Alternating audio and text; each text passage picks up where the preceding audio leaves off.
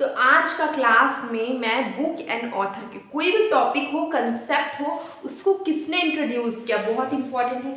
कोई बुक हो जाए, कोई बुक है तो उसका ऑथर कौन है, तो ये इस टाइप के क्वेश्चंस आते हैं। तो मैंने शुरुआत की है इसी टाइप के क्वेश्चन से, ठीक है, कि बुक है उसका ऑथर का नाम बताना, या कोई कंसेप्ट है तो उसको किसने लाया, किसने इंट्रोड्यूस किया वो बताना है। तो इस टाइप के जो क्वेश्चंस होते हैं इंपॉर्टेंट होते हैं। जब भी आप चैप्टर पढ़े तो उसमें से जो कंसेप्ट हो उसको किसने इंट्रोड्यूस किया उनका नाम भी पढ़े, इकोनॉमिस्ट का नाम भी पढ़े, वो भी पूछा जाता है, क्वेश्चन बनता है उससे भी, ठीक है। तो आज का सेशन इसी से स्टार्ट होगा। अगर आप नए हैं तो इस चैनल को सब्सक्राइब कर सकते हैं। यहाँ पर आपको यूजीसी नेट इकोनॉमिक्स के बहुत सारे प्रैक्टिस के क्वेश्चंस मिलेंगे जो कि एक पर्टिकुलर प्लेलिस्ट में है, और इससे क्या होगा कि आपको ढूंढने में कोई भी तरह का दिक्कत नहीं होगा। चलिए स्टार्ट करते हैं। फर्स्ट क्वेश्चन क्या है, एक हु इज द ऑथर, इस ये जो I do what I do, ठीक है, ये जो स्टेटमेंट है इसका ऑथर कौन है। आई मतलब ये जो बुक है I do what I do, इसका ऑथर कौन है, इस बुक का ऑथर कौन है, ठीक है। तो रघुराम जी राजन, अमृत्य सेन, जगदीश भगवती या अरविंद पंचरिया, ठीक है। तो इसका ऑथर कौन है, I do what I do, ठीक है, इसका ऑथर है रघुराम जी राजन। तो इस टाइप के जो क्वेश्चन है इसमें कोई लॉजिक नहीं लगाना है, बस आपको आंसर पता होगा, आप सही कर लेंगे, ठीक है।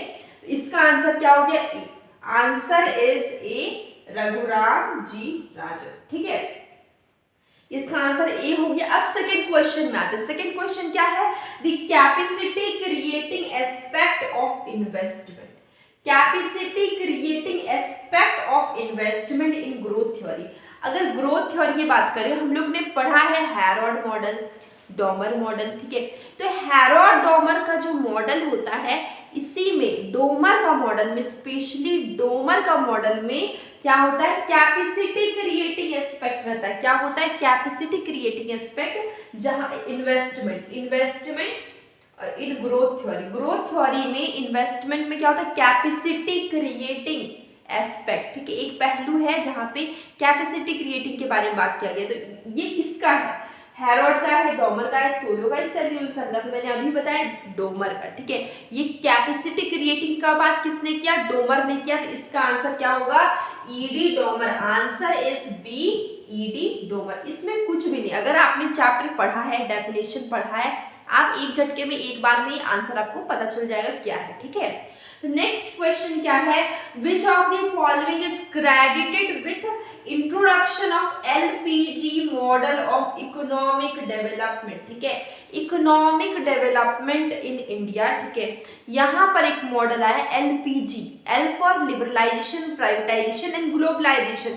ये बहुत ही इंपॉर्टेंट मॉडल है, अगर आप नहीं पढ़ा पढ़िएगा जरूर डिटेल में कि एलपीजी मॉडल किसने लाया। देखिए एलपीजी मॉडल, ये इसको इंट्रोड्यूस्ड किसने किया, आपके पास ऑप्शन है यहाँ पे, देखिए यहाँ पे क्या है, रंगराजन,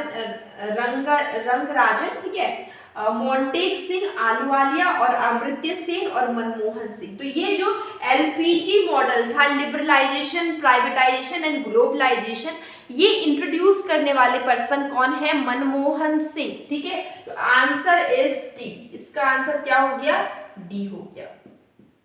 तो आपने देखा कितने इंटरेस्टिंग क्वेश्चंस हैं। तो ऐसे ही इंटरेस्टिंग क्वेश्चंस के लिए आप इस चैनल को सब्सक्राइब करें। देखिए क्वेश्चन मैंने इस बार न्यूमेरिकल ले लिया, क्योंकि इसके पहले मैंने बुक एंड ऑथर के नाम और कंसेप्ट बेस्ड क्वेश्चन किए कि कंसेप्ट है उसको किसने इंट्रोड्यूस किया, ठीक है। तो अभी हम लोग न्यूमेरिकल्स भी करते हैं, माइक्रो इकोनॉमिक्स की हो या मैक्रो इकोनॉमिक्स की हो, न्यूमेरिकल्स बहुत ही इंपॉर्टेंट है। देखिए न्यूमेरिकल्स की अगर हम बात कर रहे हैं तो हमारा न्यूमेरिकल्स क्या, ये जो न्यूमेरिकल्स मैंने लिया कॉस्ट चैप्टर से लिया, ठीक है, इलास्टिसिटी ऑफ डिमांड से, कॉस्ट चैप्टर से, सबसे न्यूमेरिकल्स इक्वली पूछे ही जाते हैं। तो देखिए यहाँ पर क्या पूछा गया, कैलकुलेट करना है marginal cost, output increase from 40 units to 55 units, ठीक है, output increase from 40 to 55 units. लेकिन इसके आगे देखिए total cost increase from 2500 to 3250, total cost आपका इंक्रीज हो गया 2500 से 3250, ठीक है। तो अब आपको क्या निकालना है, मार्जिनल कॉस्ट निकाला, वेरी सिंपल प्रोसेस।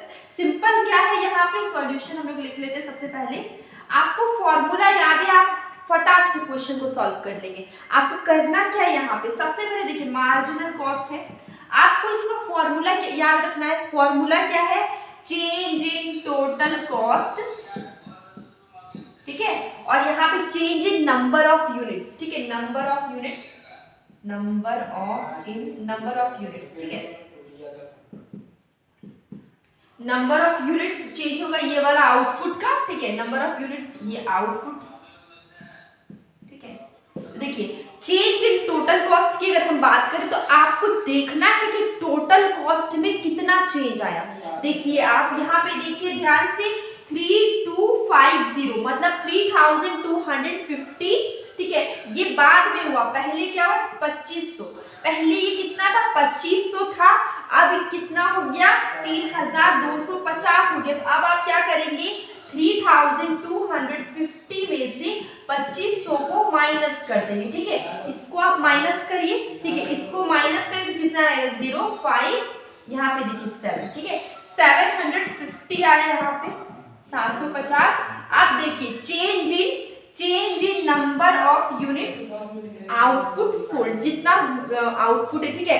तो देखिए नीचे का जो है change in number of units, देखिए ये पहले 40 था आउटपुट, अब आपको कितना हो गया 55 हो गया। तो कितना चेंजेस आया, 15 का चेंज आया। तो नीचे में आप क्या लिखेंगे 15 लिखेंगे, ठीक है।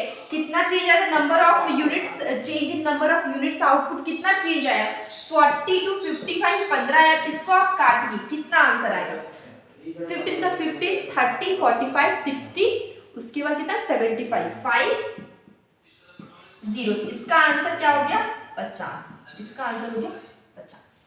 देखिए तो क्वेश्चन क्या है, यहाँ पर मैंने थोड़ा सा अलग क्वेश्चन ले लिया। अब न्यूमेरिकल्स भी हो गया, तो चलिए डायग्राम के क्वेश्चंस भी लेते हैं। और मैंने कोशिश किया है कि जिस टाइप का पैटर्न एग्जाम में होता है वैसा ही पैटर्न लेने के लिए। तो मतलब हर क्वेश्चन में आपको एक अलग दिखेगा, अलग क्वेश्चन दिखेगा, आपको हर क्वेश्चन में खुद को प्रिपेयर करना होगा, ठीक है। एक क्वेश्चन के बाद सेकंड ऐसा क्वेश्चन आ जाएगा कि आपको समझ नहीं आएगा कि क्या करें, वैसा ही मैंने कोशिश किया। देखिए क्वेश्चन क्या है, अब नेक्स्ट आपका आ गया डायग्राम का क्वेश्चन। देखिए आपको cost, total cost, total fixed cost, total variable cost, जितने भी कर्व होते हैं, कॉस्ट कर्व होते हैं, average cost curve, margin cost curve, सब आपने डायग्राम पढ़ा हुआ है। अब आपका टेस्ट है, आपको बताना है कि टोटल वेरिएबल कॉस्ट का डायग्राम कौन सा है, ठीक है। यहाँ पर आपके पास एग्जाम में भी ऐसा ही क्वेश्चन होगा, ऐसा आपके पास 4 डायग्राम है और आपको सही आंसर बताना है कि कौन सा डायग्राम आपकी टोटल वेरिएबल कॉस्ट कर्व का है, ठीक है। अगर आप वीडियो देखेंगे, जब भी देखेंगे आप कमेंट जरूर करिएगा कि टोटल वेरिएबल कॉस्ट का डायग्राम कौन सा है, ABCD कौन सा है, ठीक है। तो देखिए क्वेश्चन, देखिए ए है इसका डायग्राम, टोटल वेरिएबल कॉस्ट क्या ऐसा होता है या ऐसा होता है या कुछ इस तरीके से स्ट्रेट लाइन होता है या ऊपर की तरफ होता है। तो टोटल वेरिएबल कॉस्ट कर्व की बात करें वो हमेशा ऐसा होता है, ठीक है, ये आप देख पा रहे हैं। अब ये चीज तो देख रहे हैं, लेकिन आपको पता है कि टोटल वेरिएबल कॉस्ट कर्व होता क्या है।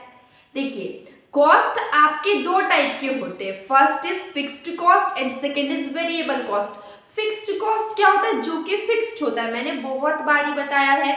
फिक्स्ड कॉस्ट मतलब कि लैंड, बिल्डिंग, ये सब क्या है फिक्स्ड, मशीन्स, ये सब फिक्स्ड कॉस्ट है, ठीक है।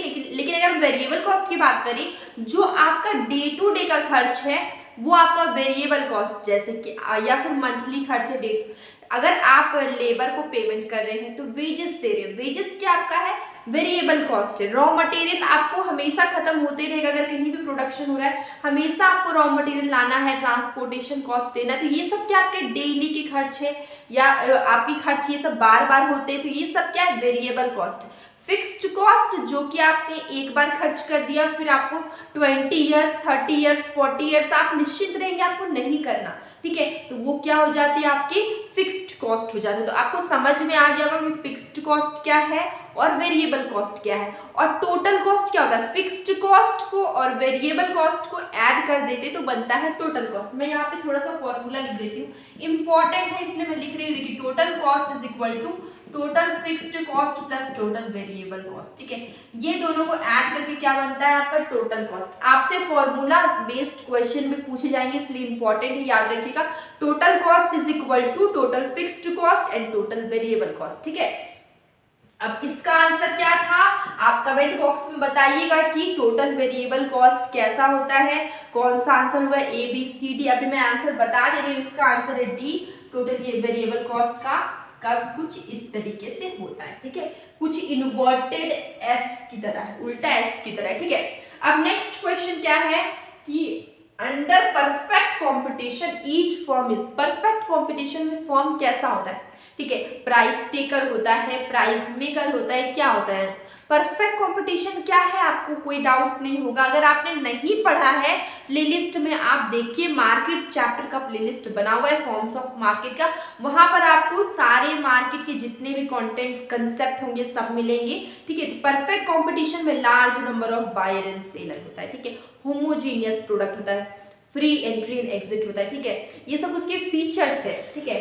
तो जो परफेक्ट कंपटीशन मार्केट है वो क्या है, आपका प्राइस टेकर है, नॉट प्राइस मेकर मत समझिएगा, ये क्या है, प्राइस टेकर है। तो इसका आंसर क्या हो जाएगा, answer will be C, answer will be C, ठीक है, इसका आंसर आपका सी हो गया। इसी के साथ आज का सेशन एंड होता है और अब हम लोग कल मिलेंगे एक न्यू चैप्टर, न्यू कंसेप्ट और बहुत सारे क्वेश्चंस के साथ। अगर आप यहाँ पर अगर क्वेश्चंस प्रैक्टिस करना चाहते हैं तो आप यहाँ पे कर सकते हैं, कंप्लीटली फ्री है ये क्लास, ठीक है। तो अब हम लोग मिलेंगे कल एक न्यू वीडियो के साथ और मैं डेली शॉर्ट्स में जो MCQs होता है वो मैं पोस्ट करती हूँ, तो उससे भी देखा करिए, आपको रेगुलर बेस पे प्रैक्टिस करने के लिए बहुत ही हेल्पफुल होगा।